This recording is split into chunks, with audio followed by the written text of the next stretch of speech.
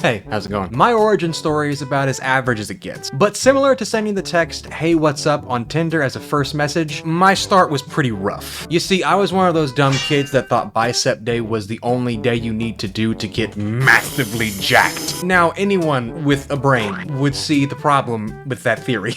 Back during the earliest days, I remember I had a very, very small space in my house. No bigger than, I would say, that little rack to my mini fridge there. Also, you're probably concerned that I have a lot of caffeine over there. Rule 1 of life: don't ask questions. I also have a lot of this. Don't drink this. Now, a lot of YouTubers will sit in a chair and explain to you what they're talking about like some kind of weird moron, but I would rather show you in real time. Now, the technique I used when I was 15 starting out was something called the countdown method. I would take a weight like this is about 20 pounds, and I would do nothing but this. Now, it started with 10, and eventually I worked my way up to about 21. Let's go ahead and pick up the pace a little bit. Don't have all night. Now, because I'm one of those weirdos, I have to do both arms. Now, the reason it's called the countdown method is because I would go down to 20 for the next set. 19 after that. The point is, you get the point. Now, the funny thing is, that method never changed even after getting up into the higher numbers. For example, we have this 55-pound dumbbell. So let's say, for example, you have this 55-pound dumbbell.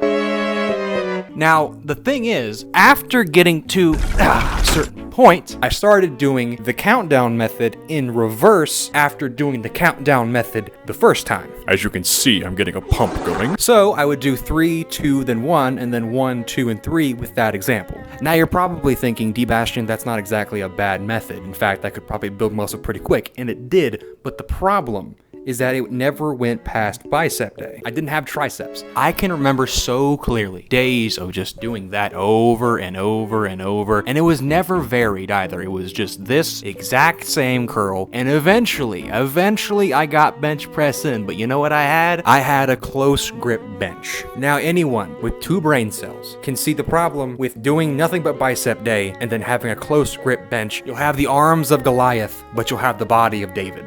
Back to the computer. I was definitely no slacker. I just really wish I had taken the initiative to look up actual tutorials. I didn't start going to a gym till I was 18. Now, thankfully, this was 2017, 2018-ish era, right before TikTok blew up. Now, what that means is going to the gym resulted in nothing but gains and a good time. I've noticed that in gyms nowadays, the focus has shifted from building muscle to building clout. You know, people trying to garner views at the expense of everyone else around them. Now, do not misunderstand me. Douchebaggery has always existed, but back in 2018, you just had roided meathead throws 6 plates on a bench, takes a selfie, leaves without returning the weights, and then posts to Instagram later with #humble. Now, the problem with this mic is it's not the most expensive or fancy mic in the world. It's a Tascam, right? Amazon basic as in basic bitch. Now, when I started going to an actual gym, I started doing what you are normally supposed to do, right? Chest, shoulders, knees, and toes, the whole 9 yards. But the journey of the bicep never stopped, and something I started focusing on heavily was barbell curling. And now I'm going to give you an example. This is about 105, again, a nice starting weight.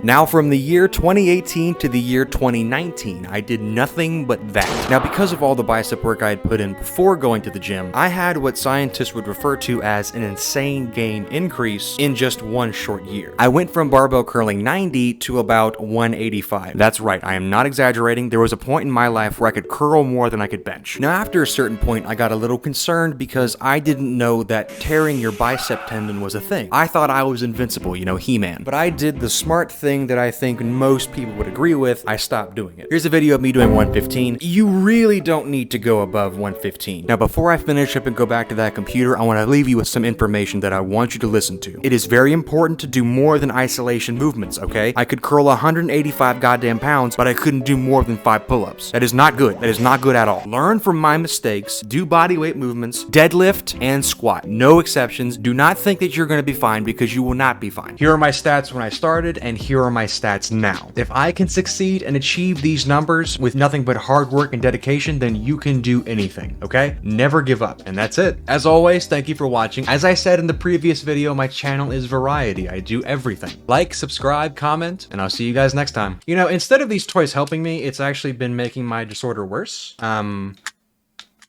Don't buy toys as an adult.